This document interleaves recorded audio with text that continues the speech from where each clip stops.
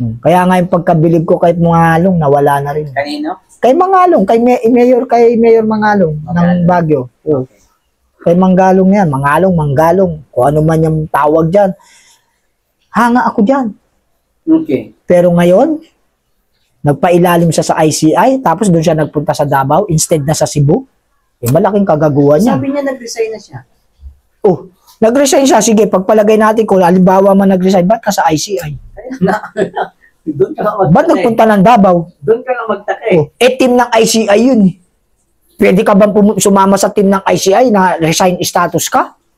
Pag resign status ka, you are not on duty. Wala kang duty dun. Si Pangulong Duterte, taga saan? Davao. Si Pangulong Baste, mayor yan yata, ano? Mayor.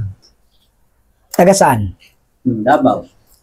Si Ma'am BP Sara Duterte, taga saan? Davao rin. Si Pulong, taga saan? Davao. Oh. Ano nang lumalabas ngayon sa analyzation mo?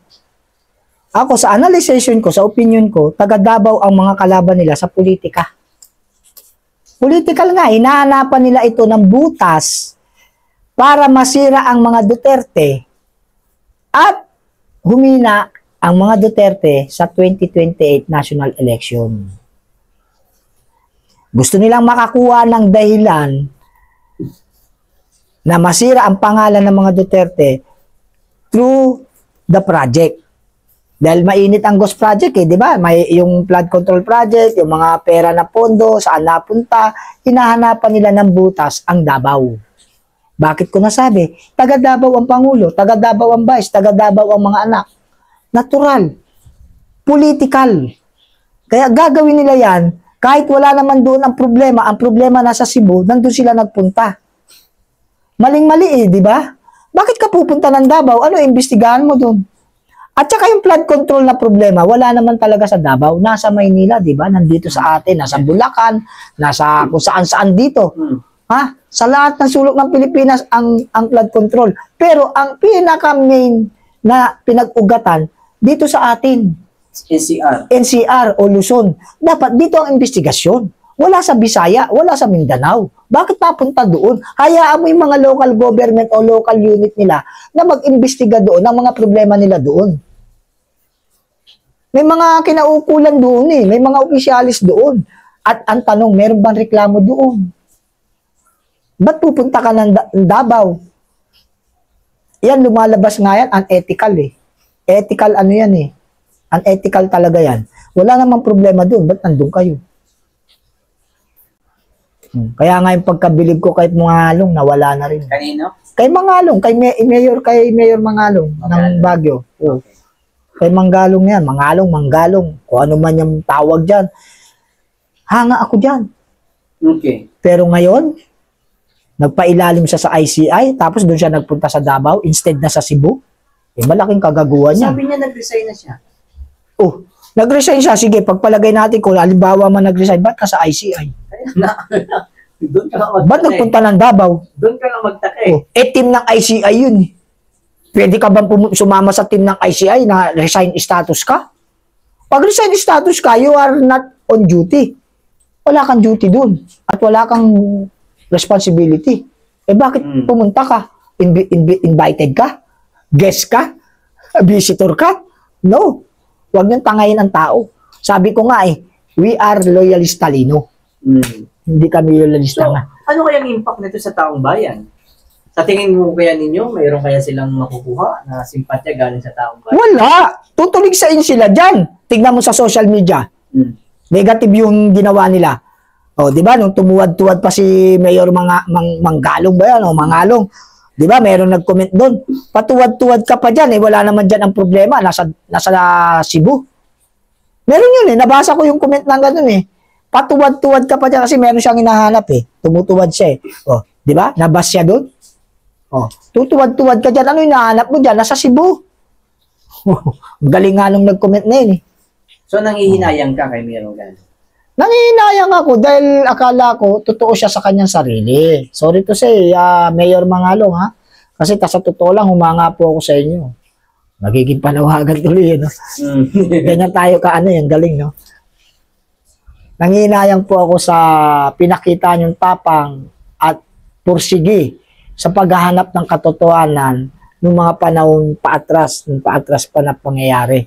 Pero ngayon parang nagbabago po ang takbo ng inyong prinsipyo. Bakit po kayo sumama dun sa ICI at nagpunta sa Davao? Na wala naman pong problema doon. Kung ikaw talaga may prinsipyo or what, hindi ko alam kung i-resign o ano, sabi nga, resign, pero bakit nandun? Ang tanong eto, kung ikaw talaga may prinsipyo para sa paghahanap ng katotohanan, bakit ka pumunta ng Davao? Wala naman doon ang problema. Ang problema po talaga nasa Cebu kasi nandun ang daming namatay. Yun talaga, dapat imbestigahan mo yung mga flood control nila. Kasi ang pagkakaalam ko sa Cebu, may mga flood control project naman, pero putol-putol. Hindi po diretso. Sa Bulacan. Oh. Ganun din sa Bulacan, putol-putol. Kaya nga, kinupit talaga. Kasi, partial eh. Pera nga eh. Kasi nga yan talaga, yung pondo niyan malaki. Eh, kung ikaw ay kurakot, hindi mo talaga mabibigyan ng magandang proyekto yan. Kasi kukunin mo yung pondo eh. Yun po kasi ang nangyayari dyan. Kaya ang tanong ko kay Mayor Mangalong, bakit po kayo nandun sa Cebu, sa Davao, samantalang Cebu po ang pinaka may problema. At doon po nangangailangan ng presence nyo bilang public servant. Kasi maraming kawawa doon. Pwede kahit pa paano, bigyan nila ng tigi 1,000 yung mga nagugutom, di ba? Doon sila kailangan. Pero hindi sila doon pumunta sa Cebu, sa Davao. That is political color. So wala na paghanga mo. Siyempre, mawawala paghanga ko doon. Parang katulad lang kay BBM yan eh. Hanga ako kay BBM yung araw dahil akala ko susundan yung yapak ng tatay. Continuity ng mga project ni Pangulong Duterte, hindi naman niya ginawa. Nawala paghanga ko. Oh. Pero balikan natin to kay Mr. President. Ano ba yung napatunayan ni BBM sa kanyang pumumunod sa loob ng 3 taon? Wala. Sa akin to wala. Wala akong nakikita.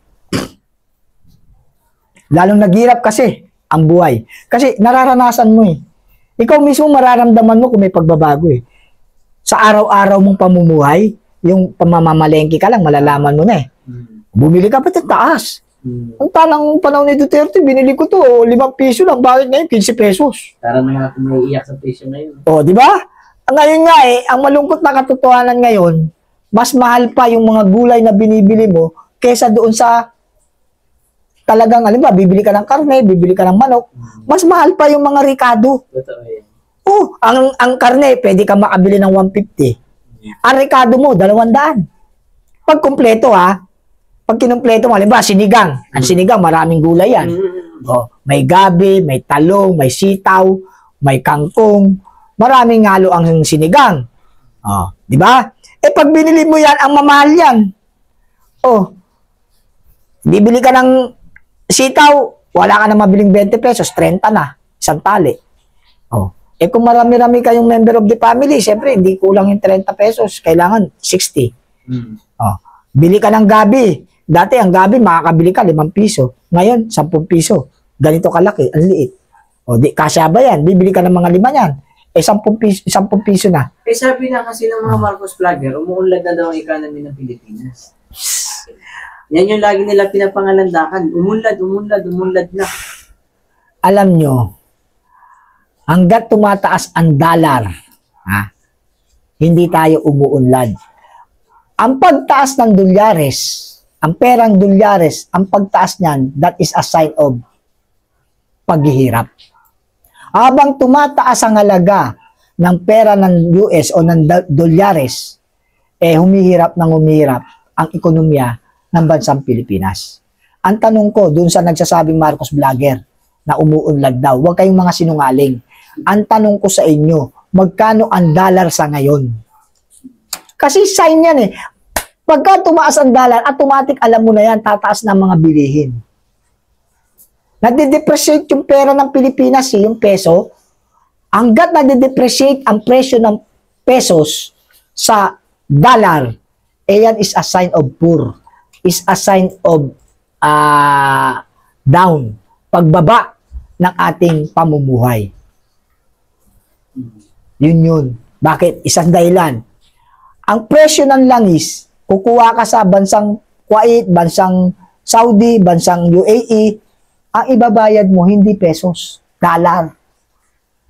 Dollar. You can imagine, bibilin mo yung dollar ng 58 pesos o 59 pesos. How many pesos yung 1 million dollar? How many? How many pesos? Eh, ang isang dolyares, 59 pesos. Oh, you can imagine how many pesos yung 1 million para makabili ka ng 10,000 barrel. O how many barrel na i-import natin. Kasi bumibili tayo ng langis, hindi naman tayo, meron tayong sariling refinery ng langis. Pero, hindi enough. So yan ang dahilan bakit nagmamahal ang mga bigas. Natural, yun ang isang dahilan ng pagtaas ng bilihin talaga is yung pagtaas din ng dollar. Isa yan, kasi tumataas din ang angkat mo eh. Siyempre, mamimili ka ng materyales, kung ano man yung import mo, import.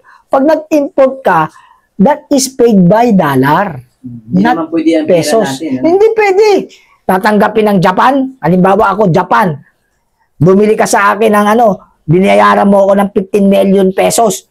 Maibibili ko ba yon? Ang dollar kasi, that is international monetary. International monetary, I mean to say, you can buy anywhere in the world. Kahit nasa Canada ka, may dollar ka, makakabili ka. Kahit nasa Taiwan ka, may dollar ka ng US, makabibili ka. Kahit nasa Australia ka, may dollar ka ng US, makabibili ka. Kahit nasa Netherlands ka, kahit nasaan kang bansa, makakabili ka. Dahil dollar ang pera mo. Kaya nga, di ba, pagka nag-apply ka ng US visa, di ba, may show money. Ano ang show money? Philippine money ba? Hindi. Kung may Philippine money ka, magpapapalit ka sa bangko o sa money changer.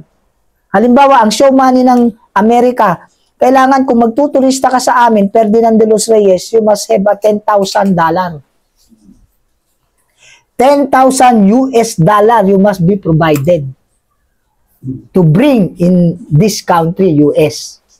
Ngayon, ang tanong, $10,000 yan, hindi yan 10,000 pesos. Kwentahin mo yung $10,000 sa Philippine pesos. Pupunta ka ngayon ng money changer o dun sa bangko, yung pera mo, kung magkano yan $10,000, halimbawa, yan $10,000 na yan. Yan $10,000, magkano yan $10,000 ha? $10,000. $1 billion yata. $10,000 100 to 1 times 59. 59 na ngayon eh. Oh, isipin mo 590,000. 590,000 pala. Oh, $10,000. Yan ang show money mo. 590,000 pesos. 590 pesos dadalhin mo sa money changer yan o kaya sa bangko. Papapalit mo yan ngayon ng dollar. Eh, ang bili yan ng dollar, iba. Mura kapag nagbenta ka ng dollar. Yan pa isa, additional knowledge na naman to ng mga viewer. Pag bumili ka ng dollar, mura. Punta ka ng money changer o bangko. O bangko, meron ako $1,000, palitan mo. Magkano nila bibili niyan sa per $1? Maaaring 55. Ha? Okay, sir, payag ba kayo? 55 namin bibili ng per $1 nyo. Talo ako sa black market, sa money changer. Ma'am, ano po 59 na po Doon na lang po kayo sa money changer. Sa laki ng pera nyo, baka ma-hold up pa po kayo. Sige, lumabas na lang po kayo. Ikaw naman, for security reason, oo nga, punta ako dun, marami na sa likod ko pag nagpapalit ako sa money changer. Aabangan ako. Dito na ako sa bangko. Kahit 55. Oh. Punta ka ng money changer, 56. Tataasan yan, hindi naman naikip. Alam mo, ang money changer tsaka bangko, malaki pagkakaiba niyan. Medyo mataas sa money changer. Totoo yan. Oh. Pero hindi rin 59. Hindi. Ngayon, pag bibili sila sa'yo, 59. Nakuha mo? Halimbawa, may dollar ka. Hindi mo naman magasta din dito sa supermarket yan. Di ba? Pwede rin, tatanggapin nila, pero devaluate din. Babawas din sila ng presyo. O sir, pwede naman po yung dollar ninyo, tatanggap naman po kami, pero payag po ba kayo? 52 lang. Oh. Ma'am, 59 po ito sa bangko. Sa sa monetary changing. Doon na lang po kayo. Wala naman po kayong Philippine money. Mapipilitan ka na naman.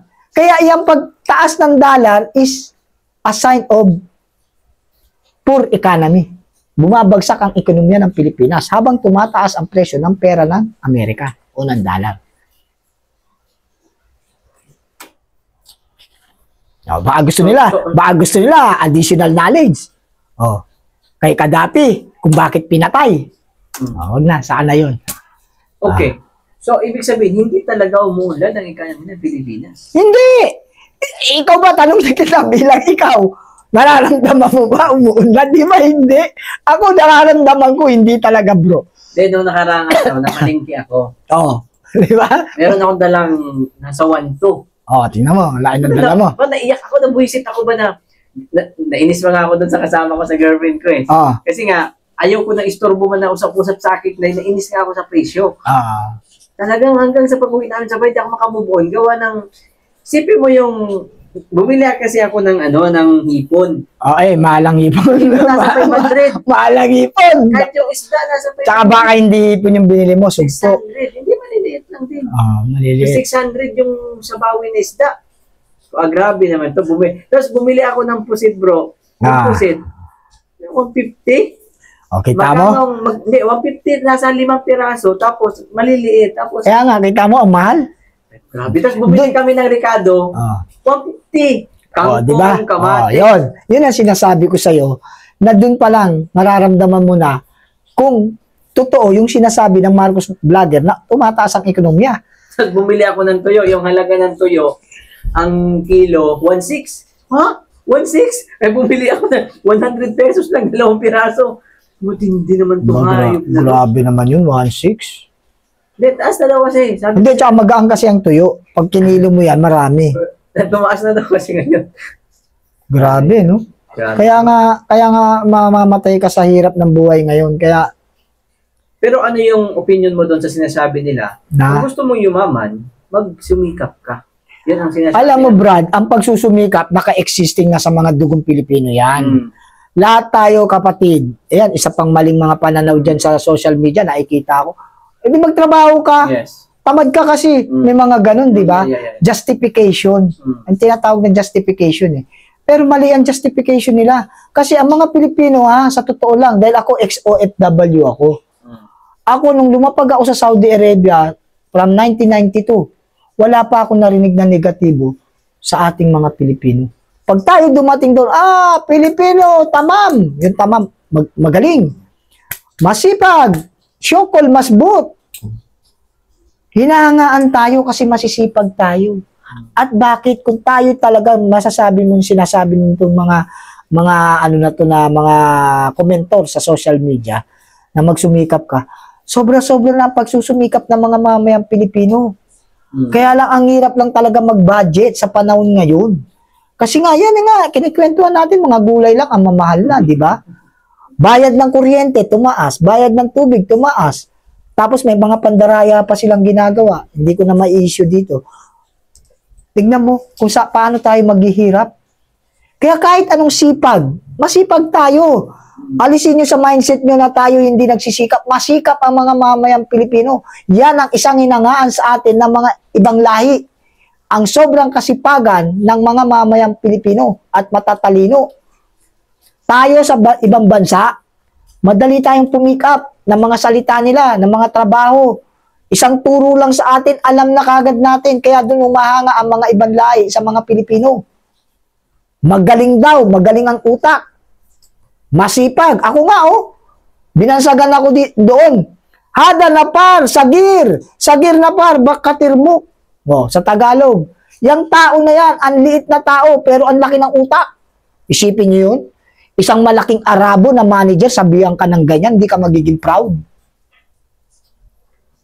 Hindi ka magiging proud. Ang mga Pilipina nating domestic helper, yung mga household worker, HSW na po yan, Ito, panibagong kaalaman na naman ng mga iba. Kasi ang pagkakaalam nila sa domestic helper is still domestic helper ang title. Hindi na po domestic helper ang tawag sa mga OFW nating mga nagiging kasambahay. Ang tawag na po sa kanila talaga ngayon ay house skilled worker. Bakit? Itinaas yung uri. Pinaganda. House skilled worker, ibig sabihin, skilled na rin ang mga kasambahay. Kaya huwag kayong magpapadisgrade na mababang trabaho yan.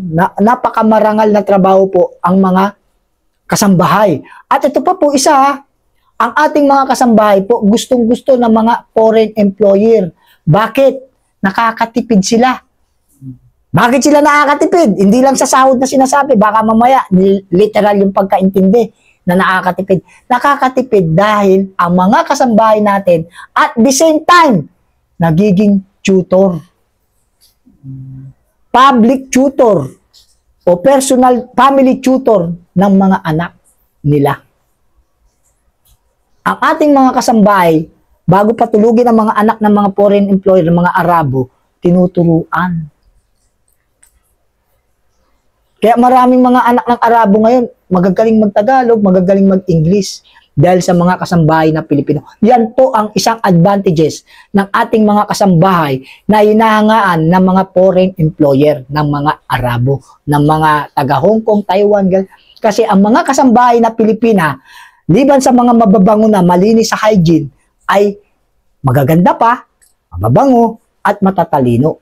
Kaya ina-apply nila sa kanilang mga inaalagaang bata na talagang tinuturuan nila ng hygiene, ng kalinisan, at tinuturuan nila sa mga academic na imbis na turuan ng mga teacher, sila na mismo nagtuturo bago mag-aral yung mga batang yun. Yan po ay isang advantages ng ating mga kasambahay. Kita nyo, napunta na tayo doon, no? Nalaman ng mga viewers, di ba? Nakakadagdag tulong at kaalamanan yung mga napag-uusapan natin. So ano mo na lang, mensahe mo na lang doon ulit sa sa nagsasabi na umuunlad na daw yung ekonomi ng Pilipinas. Nga, nasabi ko na nga na hindi eh. Hindi umuunlad kasi malalaman at mararamdaman mo na nga yan sa uri ng ating Hindi, mensahe pamumuhay. mo doon sa tao ba? Sa mga tao nagsasabi? Yung mensahe sa kanila. Oo. Hindi talaga umuunlad. Di ba yun na, nabanggit ko rin kanina. nagbubuhan na ito. Ano sila, mga, ano lang sila, hindi sila nagre-research. Kumbaga, nagsisinungaling. Kasi nga, bayad sila eh. Kailangan nilang sabihin yun, kahit labag sa kalooban nila, just because of money. Okay. Yan yung mga tinatawag na bayaran, hindi tayo. Okay. May isa pa. Isa pa ito sa tinatalakay ng mga Marcos vlogger na si BBM daw ay patuloy ang pagbabayad ng utang ng Pilipinas. Kahit sinong presidente po, talaga magpapatuloy ang pagbabayad natin ng utang ng Pilipinas. Pero ang tanong, para sa akin, yung patuloy niyang pagbabayad, may resibo ba? Hindi rin naman natin sure yan eh. Sa totoo lang, yung mga pagbabayad kahit yung mga previous president, kahit kay Pangulong Duterte, kay Pangulong Noynoy, hindi natin alam kung paano nila binabayaran yan eh. Dahil wala naman silang pinapakitang statement of payment, di ba? Wala naman na ipinapublish, wala. Basta sinasabi lang na nagbabayad. Pero wala tayong justification kung paano ito binayaran at kung magkano. Pero wala tayong patuloy alam ang doon. paglubo ng utang ng Pilipinas. Kasi nga, kurakot. Alam mo, kapag nangungurakot talaga, patuloy ang paglobo kasi utang ng utang. Kung ngayon nga, hindi na makautang, di ba? Wala na, ban na tayo, hindi na tayo makautang, hindi na nagtitiwala sa atin ng mga iba't ibang bansa. Kasi nga, kung ang pondo nga ninyo, sobra-sobra sana, kaso kinukurakot nyo. Ba't kayo mangungutang? Kaya lumulobo talaga. Lumulobo. Lulobot-lulobo yan. Hanggat tayo'y nangungurakot ang mga politiko natin, hindi naman lahat yan nangungurakot. May mga ilan-ilan dyan na matitino na mga talagang public servant. Hindi ko nababanggitin yan. Alam naman ng mga tao kung sino-sino yung mga yan. Pero kukunti lang po yung mga tapat nating mga senador, congressman, iilan-ilan lang po sila na tumutupad sa kanilang mandato. Kaya ang masasabi ko dyan na sitwasyon, talagang kailangan maging maayos ang pagiging public servant nitong mga politiko natin para talagang mapatunayan natin na umuunlad na nga ang ekonomiya. Pero hanggat nangungurakot sila, nangungurakot, wala po talagang pag-unlad dyan. Maniwala kayo sa akin, walang pag-unlad. Pero may pag-asa pa kaya na nakikita ka? Meron naman, malaki ang pag-asa kung mapapalitan ang pamamahala ng isang merong political will. Political will, proper decision making, dedication, and integrity sa kanyang sarili. Meron lang siya ng ganyan. Bro, aangat ang ating bansa. Aangat. Kasi kapag may political will ka, meron kang proper decision making, maganda ang smooth operation, ang management system ng governmental natin. Pero kapag ikaw nadidiktahan lang ng paligid mo, ng asawa mo, ng pinsan mo, o ng kusino-sino man dyan, na nagdidikta sa'yo kung anong dapat mong gawin kahit ayaw mo, at sinusunod mo sila na nasa paligid mo, wala pong pag-angat ang bansa natin. Walang pag-asa. Pero may nakikita tayong pag-asa kung magkakaroon uli ng isang Duterte sa palasyo ng Malacanang. Yan po yan. Pero ito, napakahalagang ano ito. Malay natin si BBM, biglang sabihin niya, pagod na ako. Gusto ko nang mag-resign kasi hindi ko na kayang pamunuan yung bansang Pilipinas. Sa tingin mo, sino ang gusto mo at bakit siya ang gusto mong pumalit? Alam mo, sa bagay na yan, wala tayong masasabing gusto lang eh. Papasok tayo dun sa as per Constitution. As per Constitution, sino ba? As per Constitution, kapag ang presidente ay incompetent na or physically unfit o mentally unfit, hindi na kayang hawakan ang govern, he doesn't can handle, hindi niya na kayang hawakan ang pamamahala ng ating bansa, automatically as per Constitution, Vice President. Hindi komot Sara Duterte ako dahil gusto ko si Sara lang. As per Constitution po kasi yun. As per Constitution, si Ma'am BP Sara Duterte ang dapat na pumalit. Ngayon, para sa akin, pabor ako. Why? Dahil dugong Duterte pa rin. Pangalawa, naging example ko nga yung tatay na maganda ang ginawa. Kaya nga, si BBM binoto ko dahil akala ko gagawin yung ginawa ng tatay. Hindi rin pala. Tapos akala ko rin continuity. Itutuloy yung mga ginawa ni Pangulong Duterte. Hindi niya rin tinuloy. Bagkus, hindi pa. Kaya, ano talaga, Brad? So, linawin natin. Just me. May mga ilan kasi nagsasabi na binoto mo si BBM dahil akala mo. Tapos, gusto mo si Sara ngayon as per the Constitution dahil din kay Duterte. Dahil possible. Paano daw kung sakasakaling maging katulad na din kay Bongbong? Pag naging katulad, pero imposible mangyari.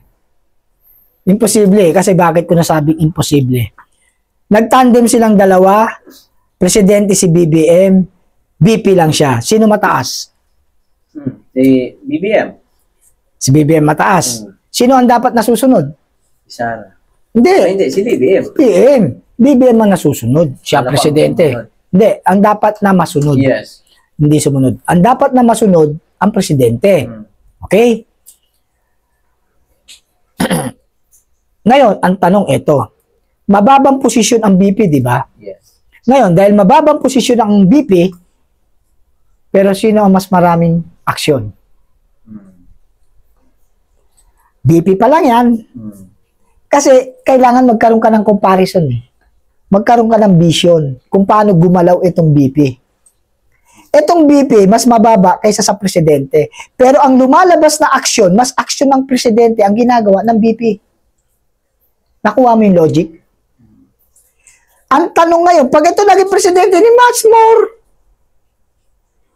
more na mas maraming magagawa. Dahil kung sa BP na, marami na siyang nagagawa. Oh, pinaratangan sa confidential fund. Oh, ano sabi ng Commission on Audit? Clear. Malinis. Pinaparatangan lang nila ng pinaparatangan dahil nga malala ang mangyayari dahil gusto nila wag maging presidente ito sa 2028. Kaya ang ginagawa nila, dinidistract na kagad nila, demoralize na kagad nila ang BP presidente para just in case, mini-impeach pa nga, di ba? Para pag na-impeach kasi yan, wala nang karapatan tumakbo talaga sa pagkapangulo. Kaya kung aanuin natin na pag siya'y, sabi mo nga, paano kung hindi niya gawin, gayahin niya rin si BBM, malabong mangyari.